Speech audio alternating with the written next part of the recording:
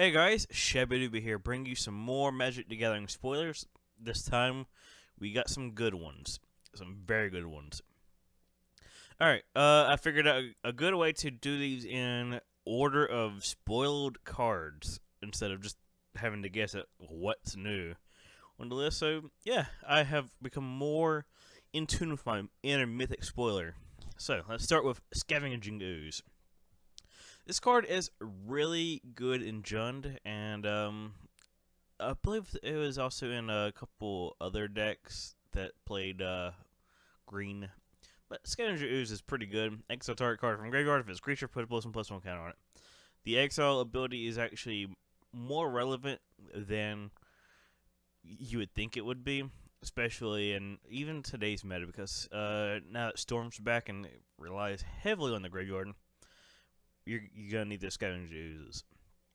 Alright, the bane of many multicolored mana bases existence. Blood Moon. Non-basic lands or mountains. It's so good. I love this card and I hate this card because it can fuck you hard. Pardon my French. And yeah, I have a I guess I like this card quite a bit. I've had a couple and I've always ended up trading them off because I can't keep cards at all. I need to just keep a collection and stick with that collection, but I don't know when that's ever going to happen. Alright, next is Voice Resurgence. Very surprising, but there's not much in Return to Ravnica that I would expect to be in the set besides him. So Voice Resurgence is really good. I played him in Keycord, so yeah, I like him quite a bit. He's a really good 2-drop. Probably the second best 2-drop. Well, maybe the third best 2-drop in the set. If I'm counting Snap and the other card that's about to be spoiled, because I already know what it is. And we have Augur of Bolas. Solid, common. I think he was he uncommon before? I don't know. For some reason, I think he might have been uncommon at one point. But he is really good because he's able to just fetch up an instant sorcery, put it in your hand. It's pretty good. And he also kind of fills up your graveyard with other random crap. So yeah, he's not bad. Then we have Compulsive Research. I love this card. I played it probably every time it was legal in Standard.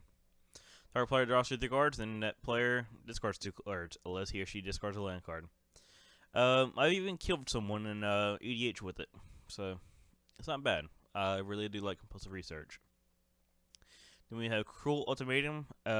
Probably the only ultimatum I really like. Target player sacrifices a creature, discard 3 cards, and loses 5 life. Then you return the creature from your graveyard to your hand, draw 3 cards, and then gain 5 life. The staple part of Cruel Control, which is just a control deck of Cruel Ultimatums, it's really good. Fiery Justice. That's a 3-color sorcery. Fiery Justice deals 5 damage divided as you choose among any number of target creatures and/or players. Then target opponent gains 5 life. I'm not really a big fan of this deck, this card, or the deck it plays this card, so it's just meh to me. But there's a few decks that I know that play it. Mostly in EDH though, because it's not really amazing. I'm actually surprised to see it in the set, but gotta have some bad stuff, otherwise it'd be weird to only have good cards in the packs. Alright. Vital Splicer, Wing Slicer, Sensor Splicer, Master Splicer, and Blade Splicer. We have all the Splicers, and they are very good and limited because of the blink all the blink shenanigans you can do. Because 3/3 creature when they're in a battlefield, it's pretty good. The best one obviously being Blade Splicer because 3 mana for a 3/3 and a 1/1, and the Golem has first strike as long as he's on the field. It's pretty good. All right, Flicker Wisp, really solid uncommon. Really good for the Emeria decks. It's a really solid card. It's a good like exile target permanent return that card to the battlefield at the beginning of the next end step. It's really good. It's really good for getting rid of certain blockers too. Tangible Virtue. Creature tokens you control get +1/+1 and have vigilance. Really solid token card. In fact, it's probably the best pump they have because, well, it gives them vigilance and +1/+1. It's really good. Lingering Souls with this card is very nasty. Is it Charm? Choose one counter target non-creature spell unless it's controlled phase 2. Really good. Is it Charm just 2 damage to target creature? Also very good. And draw 2 cards and discard 2 cards. Also very good. All 3 modes on this Charm are solid. And we have the signets. We got all of these signets. Unfortunately, they have been rarity upgraded to uncommon. I really don't like that. But I also need more signets in my life because I currently do not have any signets except for the ones that's in the decks, and I really need to get more because I throw these in every commander deck because they are so good at mana fixing. Like, love these cards so much. Alright, now then there's all the signets. Niv Mizzet Draco Genius. I really like this card, but I prefer the other Niv Mizzet a little bit more. But he is definitely not bad. Whenever he does damage to a player, you draw a card. Yep. That's really good. And his second ability is Niv Mizzet deals 1 damage to the target creature player. So, yeah, he's not bad. The other one, I think it's like when whenever you deal damage, you like you can every time you draw a card, you deal damage or something like that, and you can have an infinite loop of Niv Mizzet.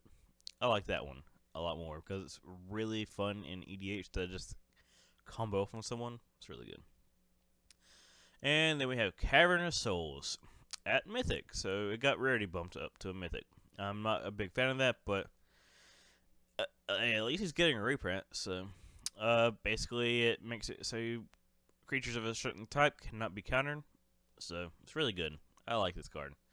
Unfortunately, it's going to be super hard to come by because it's a Mythic. Thank you, Wizards. Thank you. Big Daddy Tarmogoyf.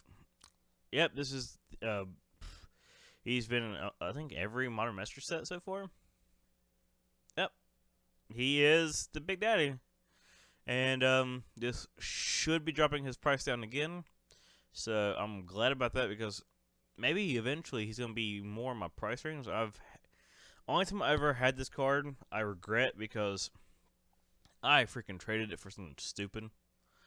I traded it for 2 packs back in the day when it first came out because I was still pretty new at the game and I was like, this card seems to be really bad and it's a 2-drop. I was looking for more bomb creatures, and what I did is I traded it for 2 packs of cards. Good job, me. Who would have thought that nowadays this card's actually worth the money? It happens. Ugh. Then we have Serum Visions with a brand new art. Very creepy art. I'm not exactly sure. It's a Pyrexian art, I believe. So that's pretty snazzy. I'm kind of glad it got a reprint because now it's even lower than before. So it's going to stay at a good low point. That way I can pick up more Serum Visions because it's a really good card. I love Serum Visions. Olivia Voldarian. I know I probably said that wrong, but oh well. She is a very solid mythic, much better of a black-red vampire than the other one in my opinion. Because you can actually take control of the game, literally, with her. Just if you're losing, you can actually drop her down, and if you have enough mana, you can actually steal your opponent's creatures. If they're big enough. But you can also just ping just random stuff because, you know, it costs 1 and a red to just ping target creatures. So she's, well, another target creature. Can't ping herself for obvious reasons because it'd be kind of broken because you could just pump her infinitely.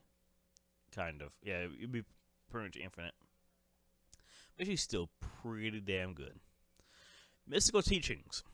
I love this card because I used to play this a lot back in Limited and Standard when it was legal.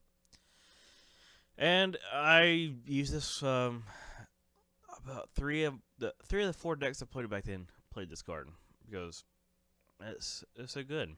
I think I had Tezzeret in my deck. Not Tezzeret. Teferi. Yeah.